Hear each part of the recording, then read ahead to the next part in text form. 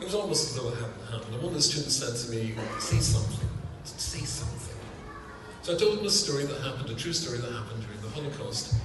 They rounded up some Jews and took them outside the city of Krakow. They took them to a forest, an area which was cordoned off with barbed wire fencing. When the Jews arrived, there was Germans there with machine guns positioned to kill them. They knew what was coming next. But of course, being Nazis, they had to torture first. And so with clubs, they beat the Jews, so they fell back onto the barbed wire fences. But one Jew stumbled in a way which gave the colonel, the SS colonel, an idea, because as he tripped, it looked like a little jig. And the SS colonel called up his thugs and he said, "Tanz, Juden, tanz. Dance." Imagine you were there. Are you going to dance to the entertainment of this animal? But this Jew did. He started to dance. And he started to sing. And he took a well-known Jewish tune, a well-known nigun, and he changed the words. And he started to sing, "Wir will sie überleben, überleben, überleben.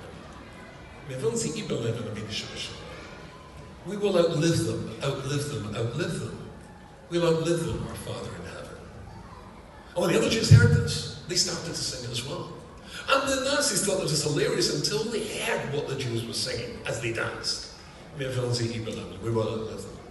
He begged them, he screamed at them to stop, and they wouldn't stop. And the machine guns opened up, and a couple survived and were able to get through the fence, which is why I'm able to bring this story. And I said to my students, I said, it's Megillah, if you look in the first Mishnah in the Megillah, we all know that when we read Purim, but of course if you live in a city that was walled from the times of Joshua's conquest of the land of Israel, then guess what? Then it's the day after, Shushan Purim. And in the Mishnayos, the commentator in the Mishnayos, classic commentator says, why do you save from a time, if you live in a city that was walled from the day of Joshua's conquest of the land of Israel, shouldn't it be if you live in a city from the time that was walled from the time of Mordecai and Esther? Doesn't that fit? And that's what he says. But at that time, at the time when Israel was just a wreck, and all the houses had animals in them, but no Jews anymore, the rabbis wanted to give kavod, wanted to give honor to the land of Israel from Joshua's conquest of it, when it became our land, to let people know that we have absolute confidence that these empty Jewish houses will be filled again, and the sound of Jewish children playing on the streets will be heard in Jerusalem and all through the land of Israel. That's why it's there. That's why it's then. And I don't know why, but as soon as I told that story in my 200 students, I just started to sing. Am Yisrael Chai. Am Yisrael Chai. Am Yisrael, Am Yisrael, Am Yisrael. And they all started to sing as well. And suddenly we started to dance. And we danced out of that room and we danced onto campus. And we danced through that campus the day after this terrible thing, singing Am Yisrael Chai. One of my students was presenting to a bunch of examiners his final verbal exam in front of these examiners, and through the windows, he studied economics. He's talking about economics, and through the window there came Am Yisrael Chai, Am Yisrael Chai, and he stopped. And he just told them what that was about. He told them the Purim story. He got the top mark in the year. And it might be that maybe you thought, and certainly I thought, that maybe for a second, maybe this will be cancelled tonight.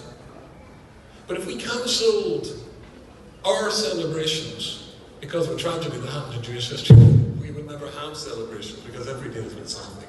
But we move on. We dance on. Because we believe Am Yisrael Chai. And look at that. Kesh Yisrael. Is there any more noble? Is there any more great statement or great way of making the statement we believe in our people than having a Shabbat program that unites all of the Jewish people all over the world under a banner that says Kesh Yisrael? And even in a day like today, when we feel low and we feel upset, and obviously so, but our answer is the answer we gave today when we reached out, as we do all the time, as this organization does, to bring in every Jew, because we believe with absolute conviction that all of Klal Yisrael will be occupying those houses in Eretz Yisrael and Am Yisrael.